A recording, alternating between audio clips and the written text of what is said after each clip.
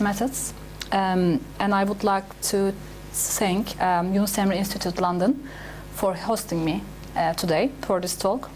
I designed this talk for a general audience, so if you have any further questions, details about the techniques and the analysis that I will be presenting, please feel free to ask me during the Q&A session. Q&A will be coordinated by our colleagues here. They will help us through the session. This is a topic that I'm very passionate about. It is tied to my PhD work, actually, not the current project that I'm conducting here right now. And I'm terribly sorry for my voice. I haven't lost it completely, but we are not in good terms, so I will try to do my best, and I will be relying on my notes so that we will keep this talk on track.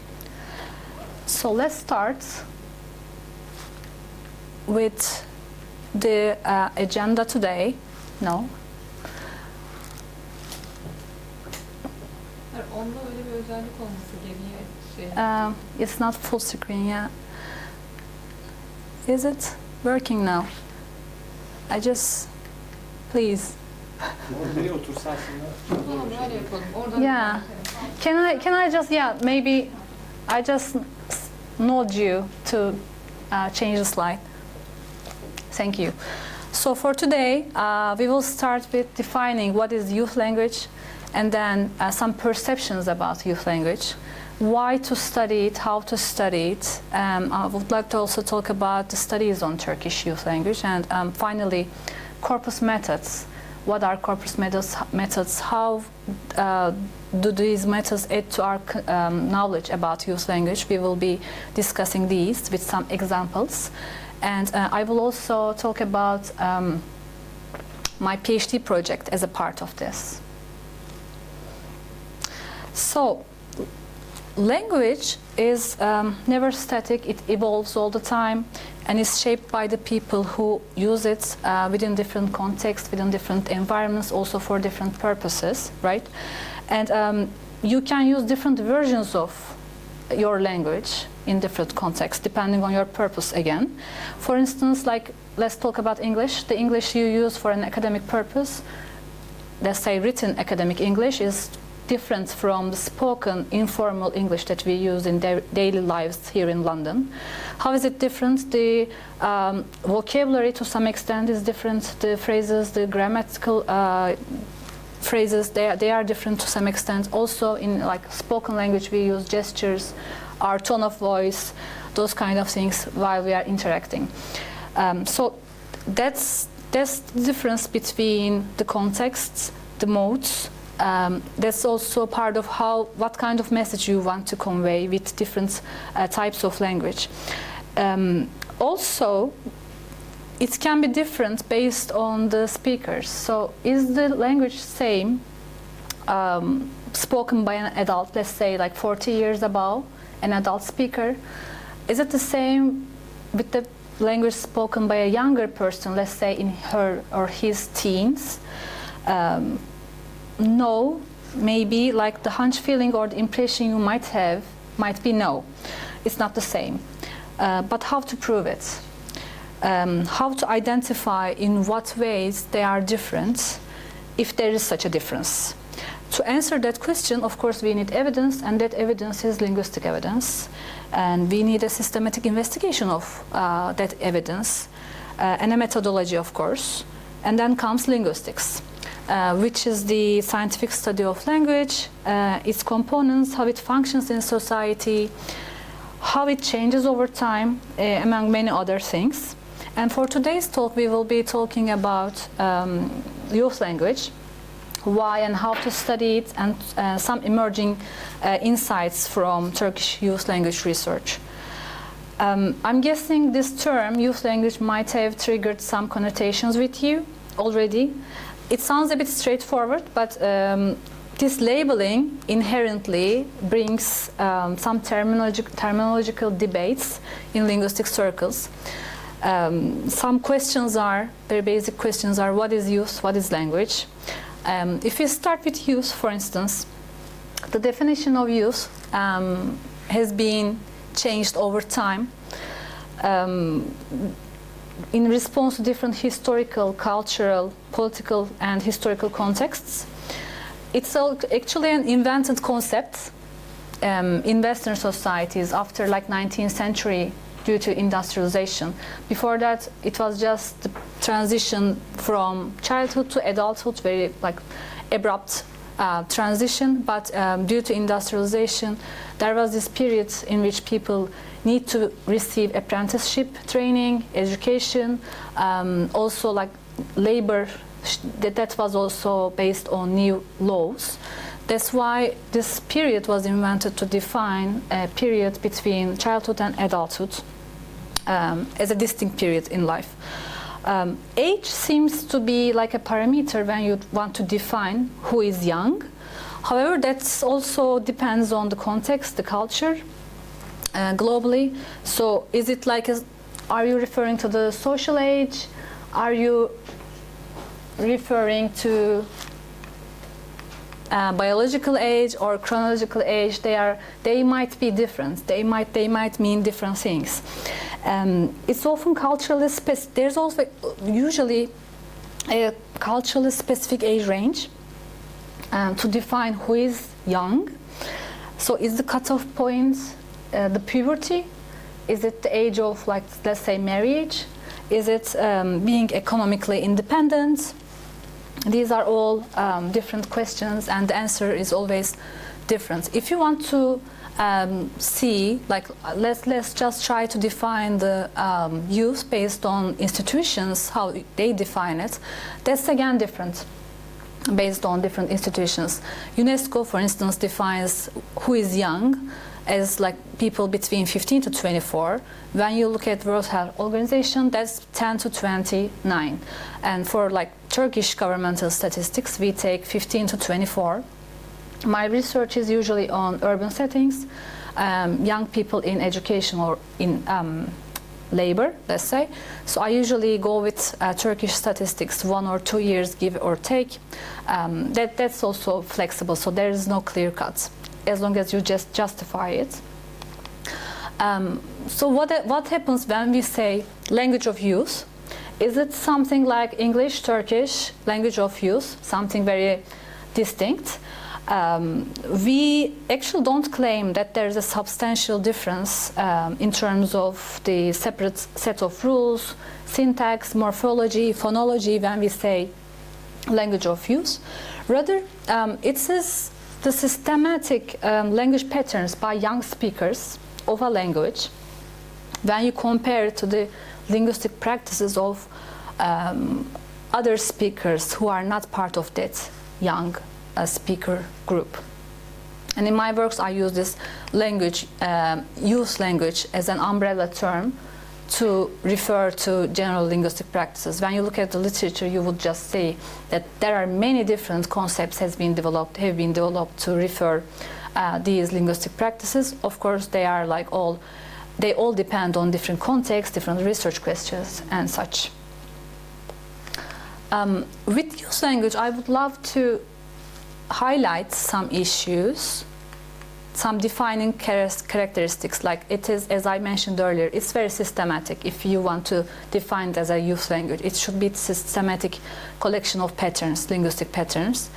It is usually involves non-standard practices, and in general, most of the time, young people, they use these expressions to express a shared identity. I would love to highlight the non-standard part of it, hopefully. Oh no. So, okay. I ran a very quick Google search for Turkish using the search term youth language, gençlik dili, and filtering the results by newspapers. This is a selection of what I got. There's an English gloss for each. So this type of discourse usually highlights some characteristics of youth language and also some perceptions and they also convey some arguments about it. Some might be familiar to you, some might even resonate with you, with your perceptions, maybe. So, what are these perceptions? They usually mean that youth language, it's like the generation of language. It's a divergence from proper or standard uses. It's full of abbreviations, made-up words, and there's always this use of words or phrases from other languages.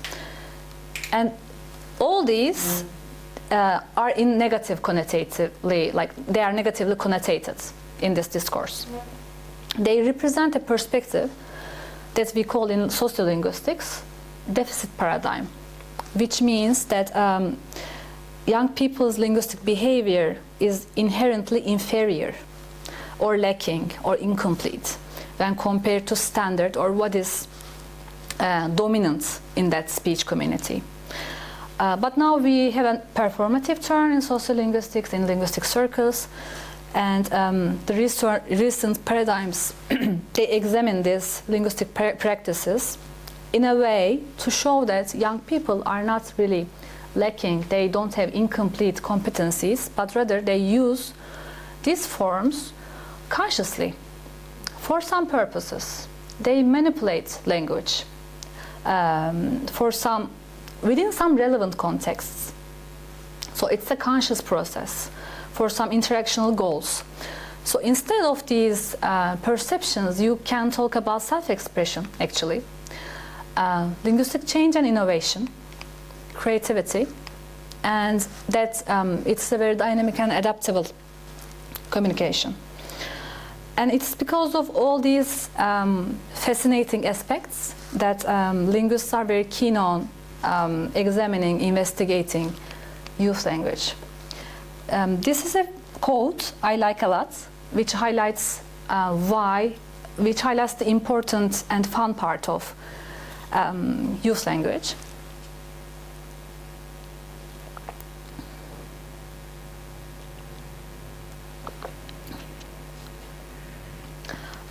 So literature so far, very quickly, have investigated youth languages within different aspects, like how they represent, how they show the linguistic innovation and change in a language, how they represent their identities through their linguistic choices, multi or translingual practices, so using different phrases and words from other languages, how like the digital discourses work, and of course ideologies in related to youth languages. And building on this, so far these are like the main topics when you study youth language from the linguistic perspective. Many of these studies, they use qualitative methods, usually like participant observation, ethnographies, field notes. They are used very frequently. But if you want to examine the diachronic change, let's say the change in time, in a systematic way, to compare that data from the past with the current language data, or if you want to compare the structure of adult language with the language of young people, or even like comparing youth language across languages, let's say Spanish, English, Turkish, how to do that, because you would need a systematic collection of data for that. And at that point comes Corpus Methods. That's an answer for those calls. What's a corpus? It is actually a structured collection of authentic linguistic evidence. It is collected systematically. It is usually representative of a language. It aims to study or a variety of language or a topic, so you can choose, and it's digitalized. We use corpora for different linguistic analyses. You can investigate patterns, variations, time periods, users, languages. And there are corpora across many languages. For British English, we have BNC, and the updated version of BNC 2014. For Turkish, we also have TNC, which is like 15 million words, and its structure is based on BNC, by the way. And for spoken language, we have spoken Turkish corpus. So these are like the data sources for this kind of analysis. But what kind of things we can do with the corpus? Let's say well, you can obviously investigate the change in a language across like hundreds of times if you have that data. You can compare the contexts that a specific lexical item is used. You can compare the relationship between how that lexical item is used in context A versus context B. You can, of course, use this kind of data for teaching purposes, language teaching purposes. This is just a brief example of how people use, researchers use BNC for teaching English. There's this ongoing project by Lancaster University, and they use the interface, the corpus interface, to use it as a tool, as a material, to teach how English is used in real-life situations. And they produce teaching materials. This is like an open source, open access website that I will also share the QR. Even if you are not teaching, you might just go to the website and check a specific phrase at a lexical level and see how it's been evolving in English. An example, a brief example, for instance, I just searched awesome in BNC. What is interesting here, to me, at least, that by the way, I used the parameter age for that. So this word is most frequently used by people who are aged between 18 to 30. So this tells us something about youth preferences, right? Also, compared to 30 years ago, so because we have this amount of data, we have the 1994 version versus 2014 version of the same structured data design, we see that it is used more frequently recently. So this also tells us something about language change. These are not random collections of language evidence. They are structured, so they are comparable. Okay. Let's move to Turkish. So what do we have for Turkish?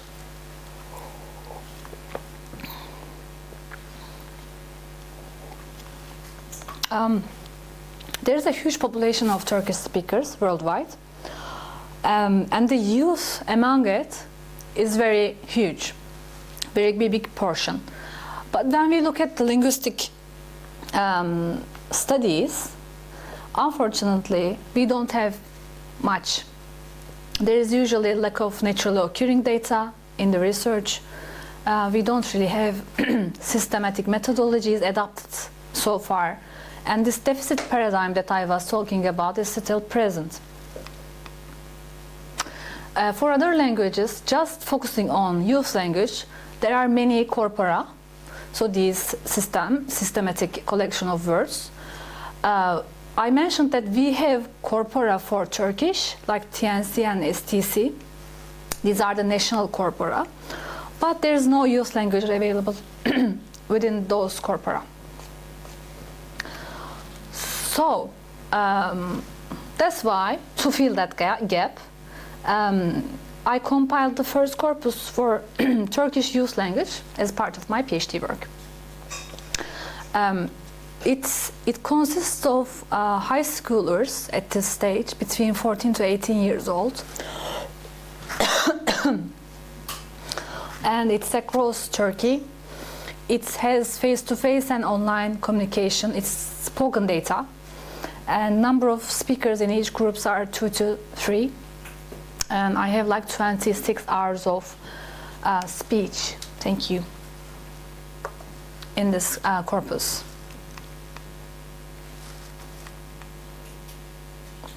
I developed this tool, I developed this corpus as a tool of analysis and also as a source of data.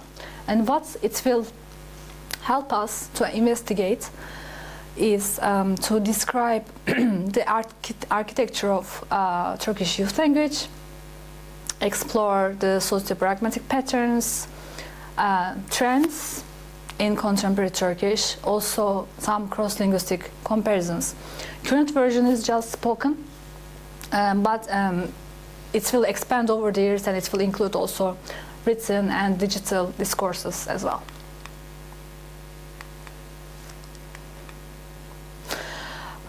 This is an example of the interface to show you how corpus works.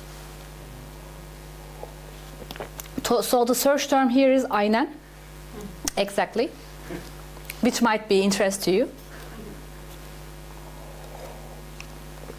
So this is the interface for a corpus. All the data is here. We have linguistic codes. We have the transcripts of the audios. When you type in the lexical item that you are interested in, you also choose the parameters, of course, like the speakers, the context, the settings. And it doesn't need to be just one word. It can be phrases. You can use those kind of search terms. It brings me all the data I have, which has aynen in it. And using this interface, I can do further analysis to understand why do they use aynen. I mean, that's one of the big questions lately, right?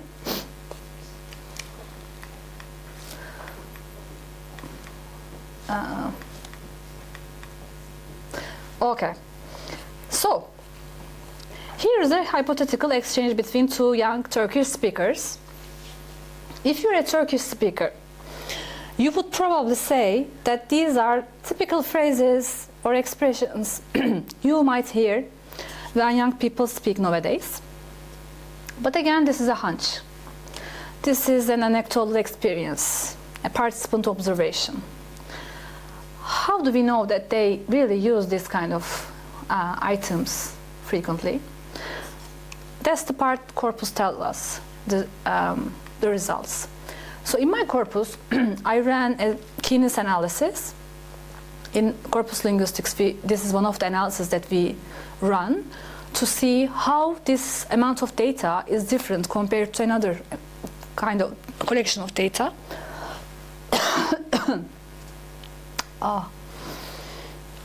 And the comparison was made between spoken adult Turkish language.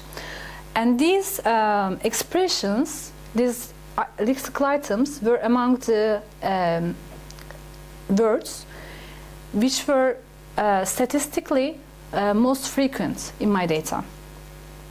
I clustered them into 4 main categories following Ruhi's framework, and we get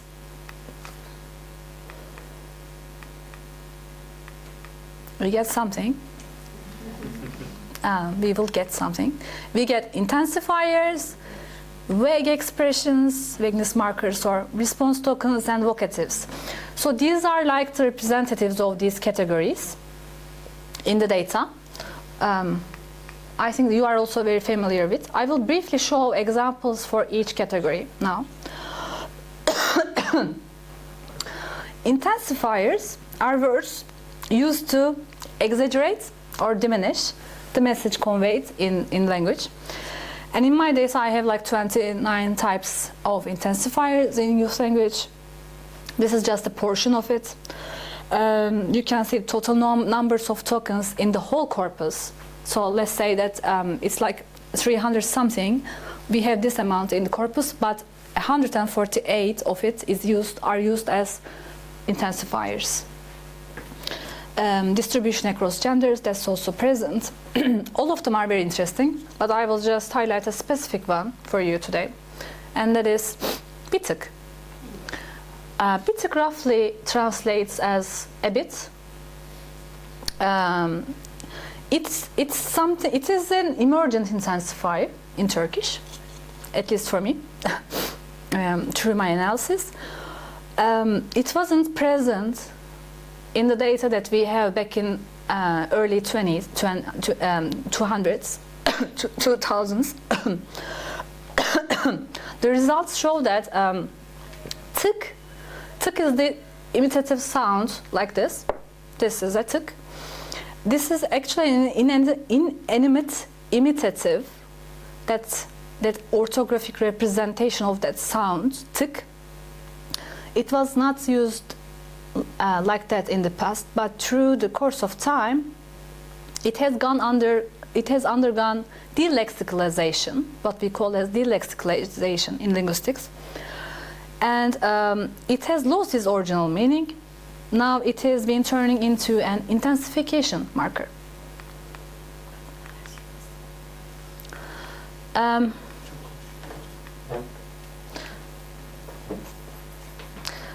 Another category is vague expressions or vague markers, and these are the words that we refer to non-specific or generic items in an imprecise way, but they mark a shared knowledge because you are very close with your interlocutor. That's how you can incorporate these kind of lexical items in your speech. Another observation noted in my data is related to M reduplication process. This is a morphological rule in Turkish to generate general extenders. General extenders are things like and stuff or something like that, these kind of additions to the words. And in Turkish it's like falan filan. These are the general extenders. M reduplication, very briefly, is like repeating the word with replacing its first consonant with M. So let's say it's like kalem. Kalem means pencil. If you replace K sound with M, kalem malem, you mean kalem or something like that, pencil or something like that. That's the rule that we have. We generate those kind of phrases. And in my data, in youth language, speakers use it for English words. So they use this Turkish-specific morphological rule to generate general extenders into English. An example is update, mapdate. Mapdate is the orthographic representation of update with Turkish sounds, but they attach M to the beginning. So this is a very fun example of how they manipulate language, basically. Yeah. Response tokens, they are like lexical or non-lexical articles that we use to signal active listenership in communication, like yes, right, These are response tokens in English. And here we have the famous aynen, or infamous aynen, which is the second most frequently used response token by Turkish young speakers. Saying it this far actually doesn't really mean that much, because this is just statistics. I mean, this is the second most frequently used one. What matters is how to investigate, to identify the functions, why it is used. And this is the process that we do in corpus linguistics. We start with this general overview, the statistics, then we go deeper into the discourse, analyze it pragmatically, discursively, and see the functions. Traditionally, by the way, aynen in Turkish dictionaries, it means without a change, as it is, exactly, and it's an adverb. An adverb, what does adverbs? What do adverbs do? They give additional information, basically, about the intensity, the degree, the manner of an adjective, adverb, or verb. But in the data, also in contemporary spoken Turkish nowadays, this little lexical item goes beyond being an adverb. What does it do?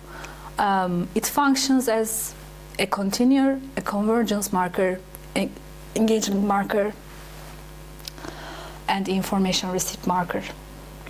most frequently is used as a continuer, which means that they use it to maintain the flow of discourse, to encourage the speaker to continue to talk. That was the most frequently used function. The convergence function marks agreements or disagreements in communication or change of topics. Engagement is used to display emotional involvement with your interlocutor and messages. And finally, the final one is for you to confirm that you have understood the message conveyed. So just one lexical item, but it has many functions in this course. And finally, we have vocatives. They are like address terms. We use these lexical items to refer to our interlocutors, and most frequently used one was kanka. Oops. No. Spoilers. Spoilers. One more, please. One more back to the back. Yeah.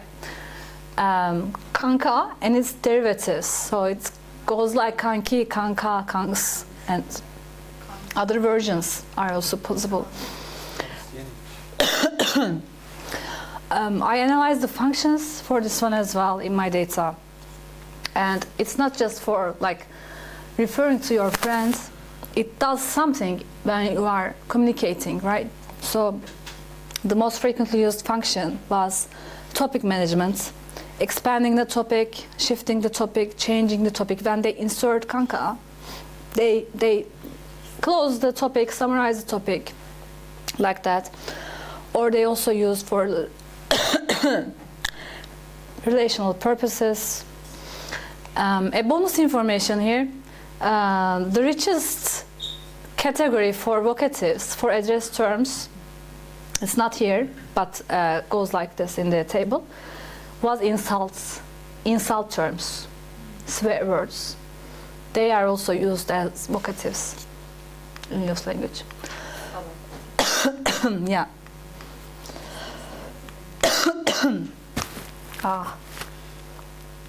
I will pass this one. I don't have much voice left in me, but maybe after the talk we can talk about that. To conclude very quickly, the aim for today's talk was to show you why it's important to study Turkish youth language in a systematic way using Corpus tools. Because they give you sustainability, they give you comparability, and also like transparent tools to study it. And this project actually gives us the baseline data for us to understand how language works for young speakers and how this will, in time, might have signal us some changes in Turkish in general. Also, it also helps us build some cumulative know-how to examine Turkish. There are already emerging research hubs like Discord in Ankara, and we have collaborators. About accessing this corpus, I also want to have this open access for researchers after completing the anonymization, so that it will contribute to scholarly knowledge and hopefully tell us more about how Turkish works. And as I said earlier, I also aim to expand this data over the years as well. Ooh. These are the references. Thank you for listening.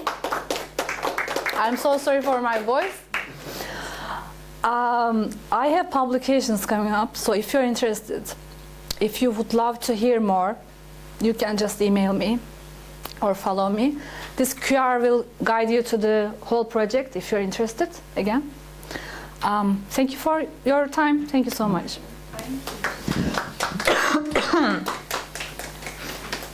Thank you, Esranur. Yeah. Do we have any questions from the audience?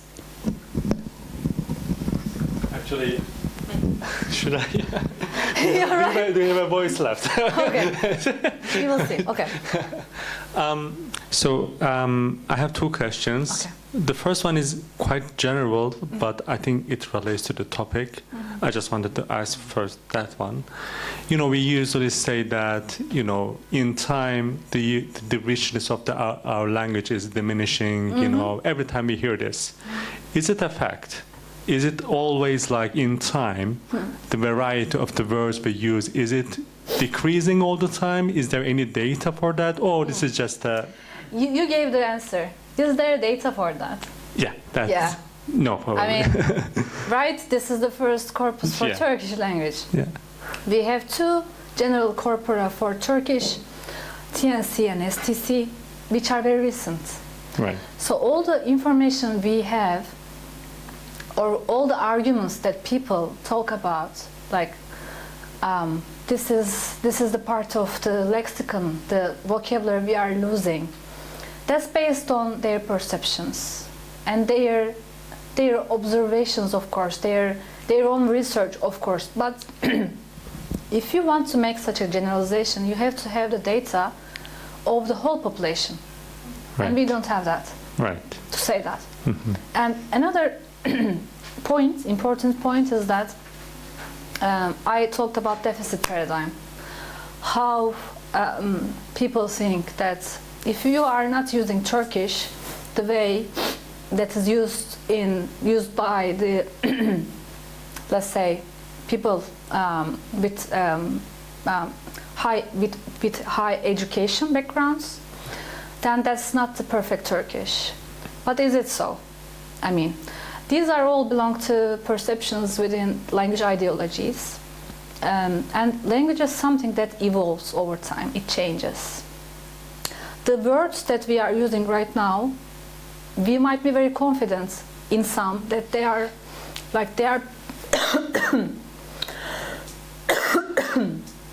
they are like 100% Turkish.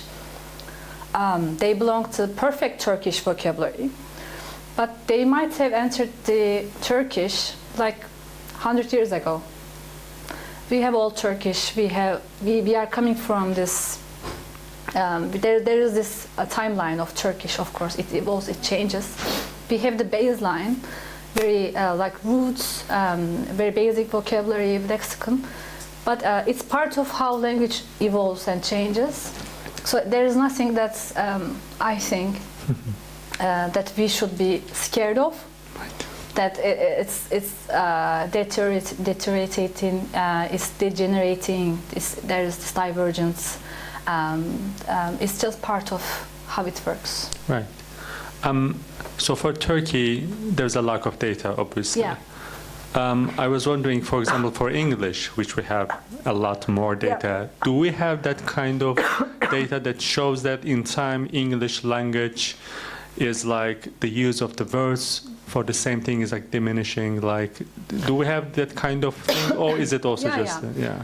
We have the data. I mean, I can't present or say them, but here, but we have data on how some words have emerged over time, how they disappeared, and after some time, let's say like, because for English we have a very big data sets, very systematic data sets. And after disappearing, how after, let's say, like 100 years, they appeared again. Right. It happens. I mean, that's the part of language, because there's this revitalization of the phrases. It's social. I mean, also, yeah, so the emergence and disappearing, re-emerging of words and phrases, we have that data for English. Yeah. Just a very quick one last question about using this software. Maybe this is a bit technical, but I was wondering, so when you are putting the words which is retreated from your talk with those people, I was wondering how much kind of authority you have on the system about the kind of the results it creates. Like, is there any kind of bias that can affect the results as a researcher, like your impact on the analysis? That's my first question. It's a great question. It depends on how robust your design is. Obviously, for corpus linguistics,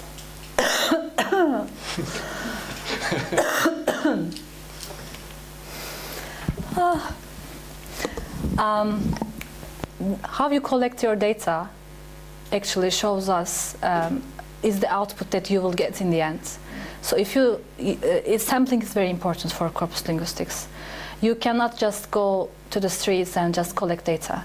You have to know your population, you have to have your sample, you have to know how to collect those data. So for spoken data, for instance, my data was spoken among young people. What is different with this data is that I didn't go to the young people and put them with the voice recorders and told them, tell me about the weather, tell me about your favorite movie. No, that's the way, that's how you as a researcher might affect the kind of data that you will be collecting. What I did was to collect authentic data without any obstruction from the researcher. I just recruited my participants and I told them the scope of the project, and I want them to just talk about whatever they like, whenever they like, and then send me back the audio recordings. Group talk or just? It is like Or they talk? two per people or 3 people. That's 2 to 3, because you have to transcribe all the data. You have to annotate all the data as well. It's not like, I mean, with this kind of research, it's language data. Spoken language is not like written language, right? You say yes, and I say something just before you finish your sentence. So there are overlaps. There are this, you laugh, you cough, you lose your voice. You have all those parameters. So when you have that kind of data and you are transcribing, if you have the data from like 10 people in a room, it's very difficult. It can be achieved, but with this kind of projects, we usually try to limit it. So with my data, because I was the only one doing the whole project, obviously, I just grouped them. I just wanted my participants to do the recordings with just one person, just 2 people, or 2 people, like 2 or 3. I think I also had like 4 people groups, but it was very few in number. So yeah, it depends on how you clearly designed your sample, and after you do your transcriptions, annotations, and put them into the software, it's basically like an objective collection of words and phrases. That's the part that's important for linguistic research, because it's replicable, it's transparent. I am not doing this analysis on INN just because I'm feeling that they are using this for these kind of purposes, within these contexts. I'm basing this on evidence, and if you are using the same software, you would get the same results. That's yes. That should be the way it is, because then we wouldn't be talking about how to. You would. If you are using the same search terms, if you are using the same framework. Just counting how many times INN is. That's the starting point. I just showed you the starting point. You get the statistics for each lexical items or phrases. Moving from that, you start to build on it. You also get the statistics with, let's say, which other phrases are used most frequently with INN. That's another analysis. Then you might go somewhere like, in which contexts they are used, with which speakers. So you expand, you narrow, you go deeper, and if you are following the same steps, this procedure would give you the same answers. That's how, it contributes to knowledge. It's not just hindsight, It's the evidence that tells us how they work. So what is the body language and the prosaic aspect of the language. So the tone of the voice, the rhythm of the voice. So it is the psychic, the psycholinguistic, the psychic emotional aspect that is not within this data actually. So how? I mean, because we know in communication,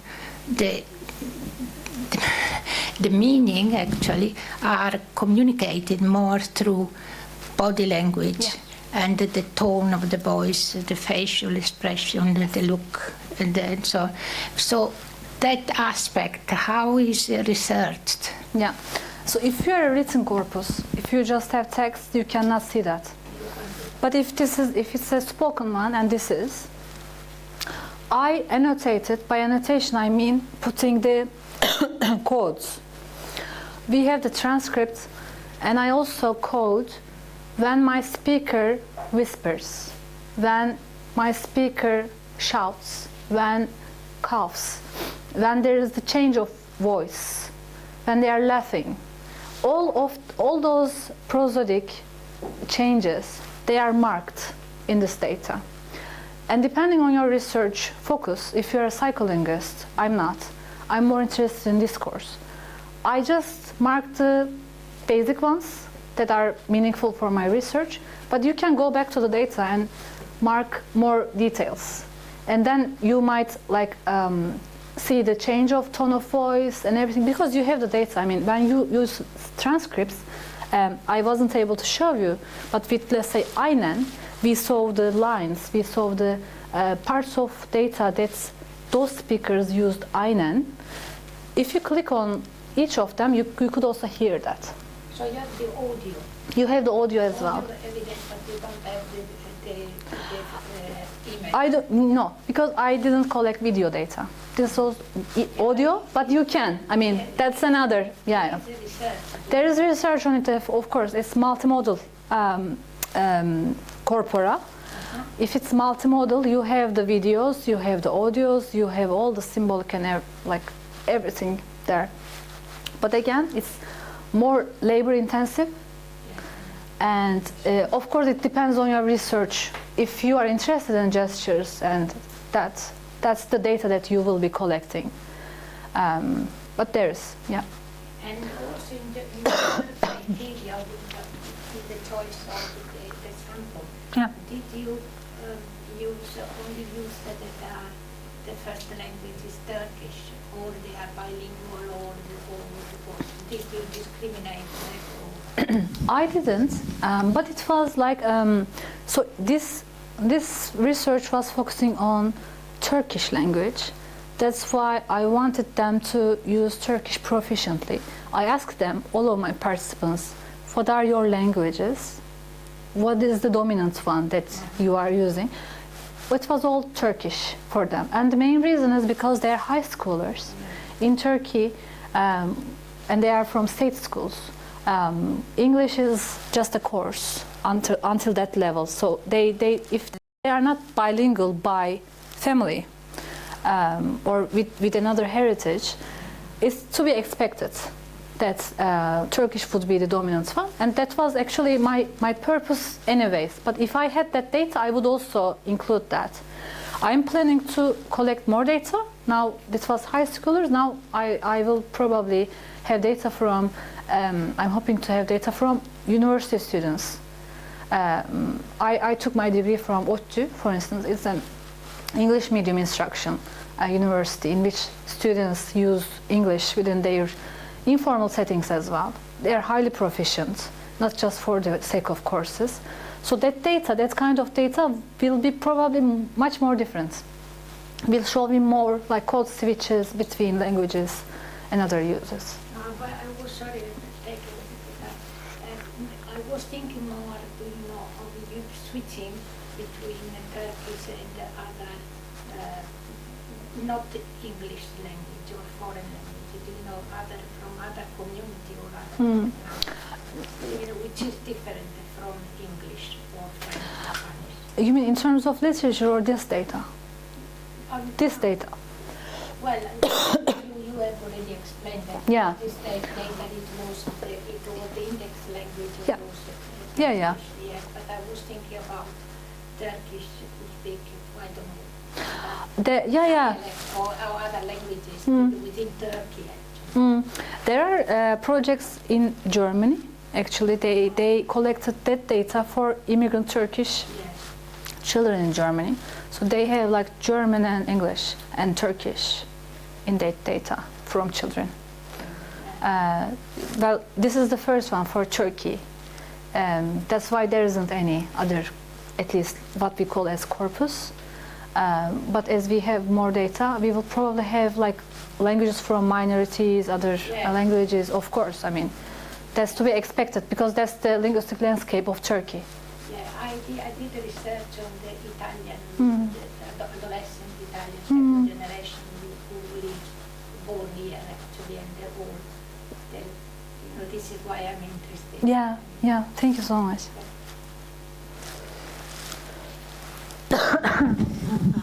Okay, tamam. Thank you, Hocam, for the speech, for the talk. Firstly, maybe I can answer your question, you know, about the English language. Each year, I think more than 1,000 words are added already to the dictionary, Oxford Dictionary, about English language, so it changes. And for, sorry about that, Hocam, for English language, it's Sam Selvin, I think, said this, it's not about English anymore, but it's Englishes. Therefore, there are so many new words, not only about youth, but also the post-colonial and the new immigrants, etc. So language is evolving, I think. And that's not, you know, a kind of maybe comment to this one. And about my question, I know that you haven't done the research about this, but I am interested in the subculture concept in British youth and British young people. What about the Turkish people? Have you realized, I know you haven't just looked the sociological side of this, but have you, by accident, let's say, realized any difference about the subculture concept among young people that you have interviewed? Is there any change in their languages, for example? Because you said, and I liked, you know, it's an interesting point that they consciously manipulate the language. So in British subculture, the youth people, it is known after 1950s, 60s especially, that they changed the language, and Cockney is an example, not only youth, but they change the discourse and vocabulary to express themselves. Yeah. And different subgroups do that consciously. So is there any, by any chance, is there any difference among the young people that you have analyzed? Or is it only about the range, age range, not the cultural part that you have? Well, I study is age range. Yeah. I briefly mentioned that the reason that young people use different expressions or styles is mainly because literature says that, I also see that in my data, is to show a shared identity and in-groupness. That's to be expected, of course. But when you compare it with the adult language, you clearly see that. And that is, as you said, to mark a different subculture, but how you would define the subculture, that's not the part of this project. That's why I don't very really... opinion question. Yeah.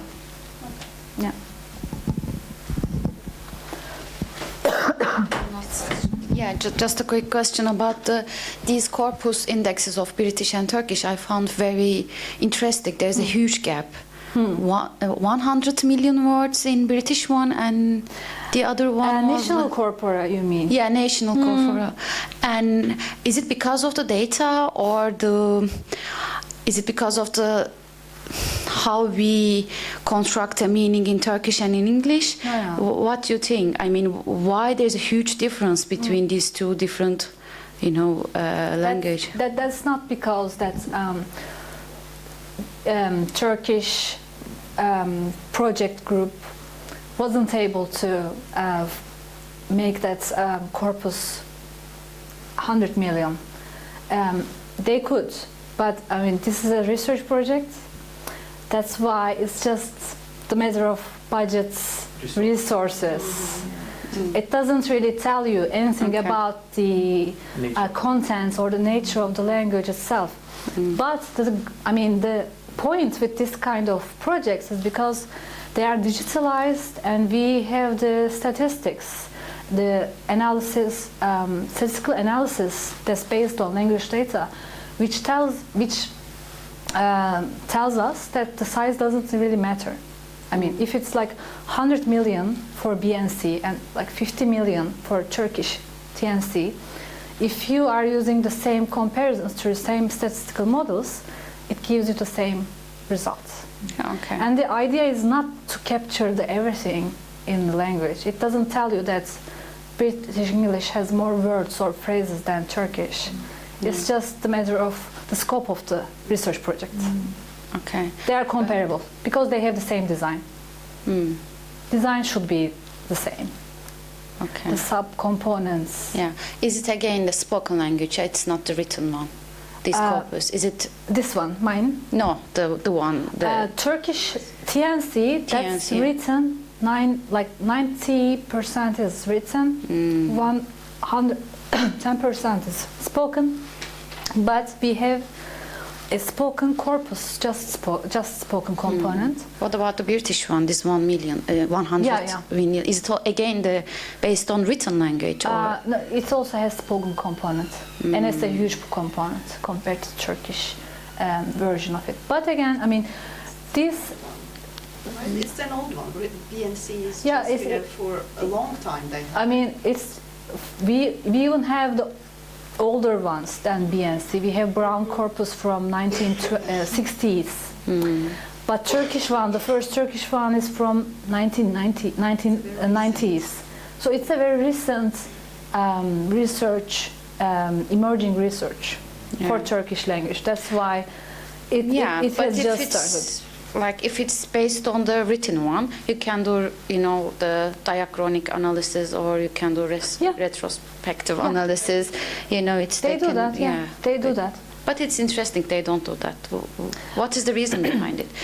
Because it seems that also politically and ideologically it's meaningful. Yeah. Why don't you have a budget for it, or don't they think it's is there any reason behind it? I mean, well, for you to do this kind of analysis, you need to have three things. One is human resources. You should have linguists who can do corpus linguistics. Second one is resources. I mean, technical resources, that's also the case. And the budget, the fund that you get. It's just emerging. That's why, I mean, the two Turkish projects, they are based in universities. One was by Mersin University. The other one was by CoTY. And they were both funded by government, by TÜBİTAK. So they are TÜBİTAK projects. I mean, they got the funds. But then again, I mean, all the required elements were there. People, funds, and budgets and resources, and they are just like two. it's interesting. Yeah. And that's open access. TNC is open access for research purposes. Not many people know corpus linguistics, even though you have this resource for Turkish, and like newspaper article author, does he go to the corpus to see if this word is used like this or that? He might not even know about the affordances of these resources for Turkish. And then comes the question of like science communication. Are we able to communicate what we are doing as scholars to the public, to the community? We are trying to do, but I think it takes time. It takes time. I'm hoping that it will not take as much time as it was in the past. Everything has time. Yeah. Without time, you can't do a project. There's a difference, I think, about the languages, about English language. Think about, for example, the Middle English that we are talking about Chaucer from the 13th century. Still the same English they are using, although it changed. Think about Turkish. There was Ottoman Turkish.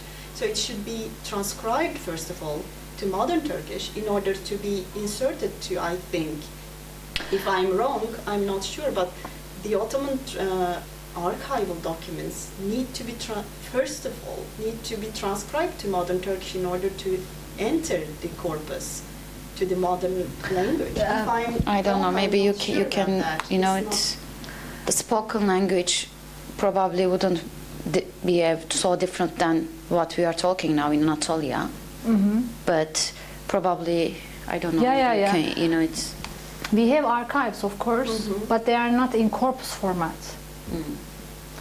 I mean, if you have a collection of researchers who have funds, yes, go ahead, do that. Yes. I mean, They're trying to. they are trying. I mean, but the difference between Turkish context and, let's say, British context, here it's already been settled. These research areas, they have research centers just doing corpus linguistics. That's the difference. I mean, What's the reason behind it? Why there's, you know, History, they have history. well, Yes, for centuries. They are doing this. I mean, it's not. I mean, it's very basic, but this research areas, these disciplines, they emerged here. I mean, they are the ones who started it. That's to be expected, that they have been doing it longer than we are doing now. But then again, we are doing these projects, but we don't really have as much as data as they have right now. As in everything, they call us the latecomers. So the people who came after, like, everything started. So yeah. But there are many, but there are many, like, currently there are many corpus projects in, like, last 10 years, especially after TNC and STC. And there are also other projects, but these are the representatives for written and spoken. That's why I mentioned them. I'm hoping that they will be others in the future more. Yeah. Thank you. Thank you so much, Thank you. everyone, for joining and for the talk. Thank you. Ay, çok özür dilerim.